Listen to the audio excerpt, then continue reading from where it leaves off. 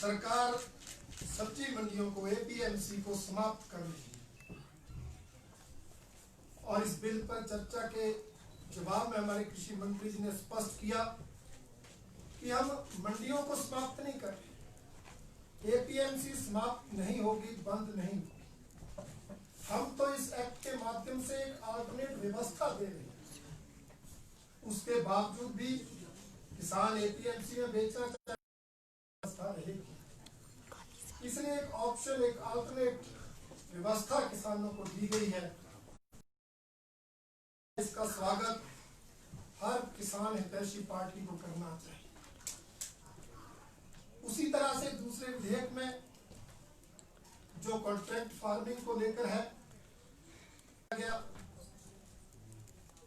कि किसान और जो व्यापारी हैं या हमारे जो प्रोसेसिंग यूनिट के हमारे मालिक, उनके बीच जो बिचौलियों हैं उनका रोल समाप्त किया जाए, दलालों की भूमिका समाप्त की जाए। अगर बड़े व्यापारी कंपनियां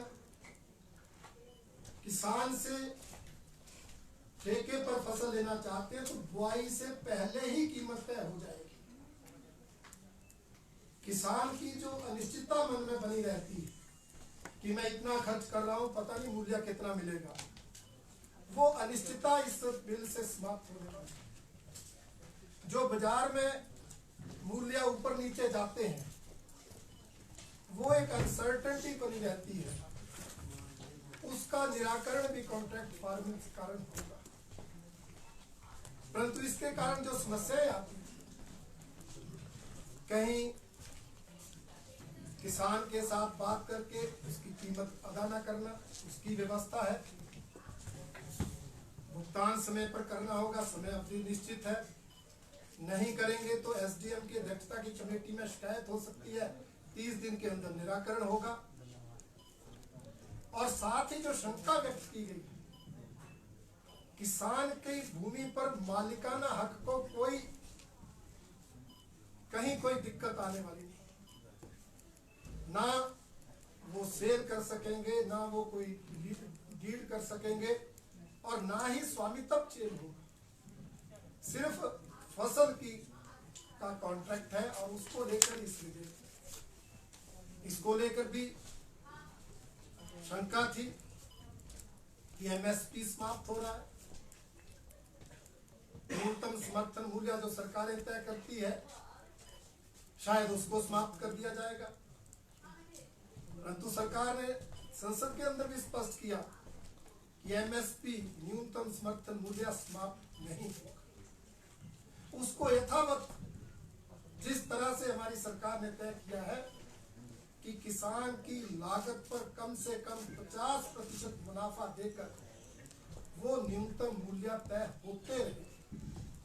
और पिछले कल केंद्र सरकार ने जो 6 रबी की फसलों का समर्थन मूल्य घोषित किया, उससे स्पष्ट होता है कि हमारी सरकार ने जो संसद के अंदर कहा उसको करके दिखाया है। और ये इस बात को साबित करता है कि विरोधी दल मात्र विरोध के लिए विरोध कर रहे हैं, कोई तथ्य नहीं, कोई तर्क नहीं। ये विधेयक किसानों के लाभ के लिए है। इन विधेयकों से किसानों को लाभ ही मिलेगा, उनसे कुछ छिनने वाला नहीं है। ना एपीएमसी में बेचने के उनके अवसर समाप्त होंगे, ना एमएसपी का लाभ लेने से वो वंचित होंगे। इसलिए हमारा आरोप है कि हमारी सरकार जो लगातार किसानों के हित में निर्णय ले रही है, उससे विपक्षी दल बौखला है।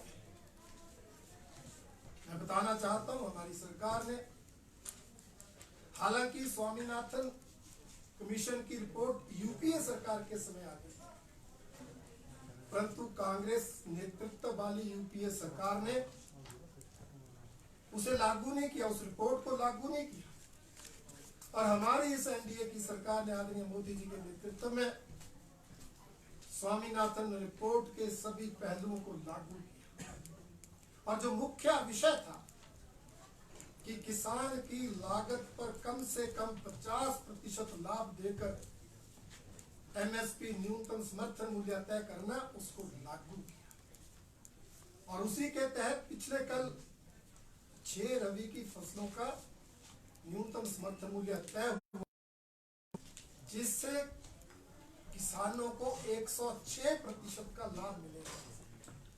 106% मुनाफा किसानों को इससे होगा, जो निश्चित रूप से किसानों को आर्थिक सशक्तिकरण प्रदान करेगा, जिसके लिए हम आदरणीय प्रधानमंत्री जी का, आदरणीय कृषि मंत्री जी का बहुत बहुत धन्यवाद करते हैं, आभार प्रकट करते हैं।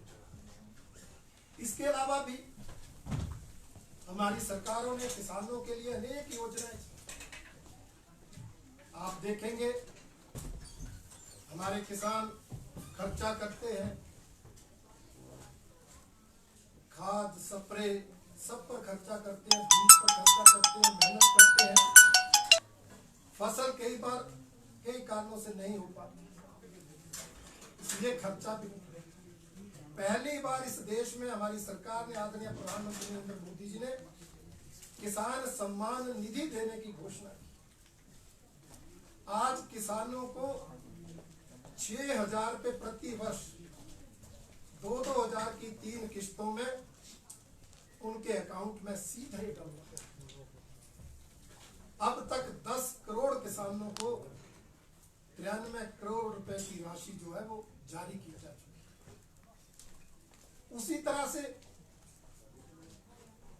ई मंडियां शुरू करके, जो पहले 585 स्थानों पर थी, अब 1000 से अधिक स्थानों पर वो व्यवस्था लागू की।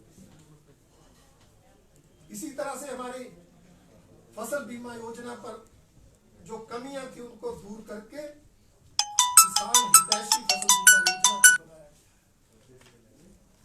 हमारी प्रदेश सरकार ने आदरणीय मुख्यमंत्री जयराम ठाकुर जी के नेतृत्व में, जो हिमाचल प्रदेश के अंदर किसानों को दिक्कत आती थी, चाहे वो जंगली जानवरों से आती थी, चाहे बेसहारा पशुओं से आती थी, उस समस्या को दूर करने के लिए खेत संरक्षण योजना शुरू की, जिसके अंतर्गत सोलर फेंसिंग, सौर ऊर्जा, बाड़ लगाने में 70% और 85% सब्सिडी देने वाली 2 योजनाएं शुरू की हैं, जिनका लाभ किसान उठा रहे हैं और जंगली जानवरों से नुकसान से अपनी फसलों को बचा रहे हैं।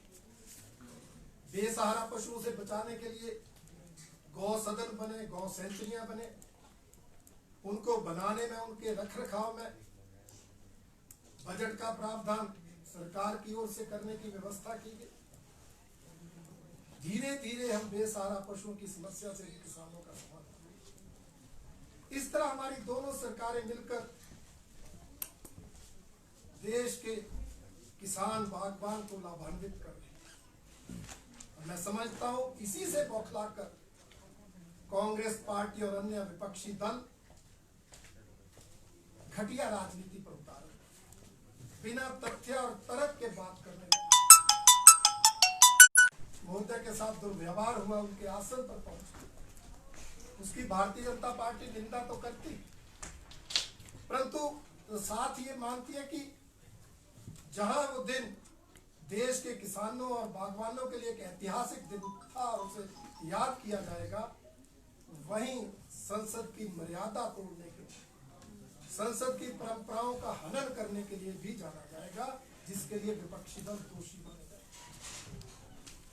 और मैं मानता हूं सिर्फ सांसद ही नहीं, नेता भी अपना संयम खोते जा रहे हैं।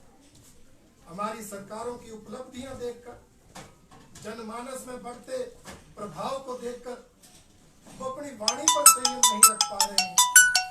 और जिस तरह से लोकसभा के अंदर विपक्ष के नेता हमारे हिमाचल प्रदेश के सांसद और वर्तमान में केंद्रीय वित्त राज्य मंत्री अनुराग ठाकुर पर अमर्यादित अभद्र टिप्पणी की, उसकी निंदा तो हम करते ही हैं, साथ ही मानते हैं कि ये देश की युवा शक्ति का अपमान है। 3 बार युवा मोर्चा के राष्ट्रीय अध्यक्ष रह के उन्होंने युवा शक्ति को एक राष्ट्र हित में दिशा दी। 4 बार सांसद रहे हिमाचल से, हिमाचल की जनता का अपमान उन्होंने किया है। और निश्चित रूप से आने वाले चुनाव में कांग्रेस पार्टी को, चाहे युवा वर्ग है, चाहे हिमाचल की जनता, इन बातों का जरूर जवाब देगी। और मैं मानता हूं कि ये विधेयक किसानों बागवानों के हित में है और हिमाचल प्रदेश के किसान बागवान भी इसको लाभान्वित होंगे। और इसके अनेक पहलू कांग्रेस पार्टी ने अपने घोषणा पत्र में भी लिखे थे। अगर उनमें थोड़ी भी नैतिकता है तो कांग्रेस पार्टी के लोगों को इन विधेयकों का समर्थन करना चाहिए। परंतु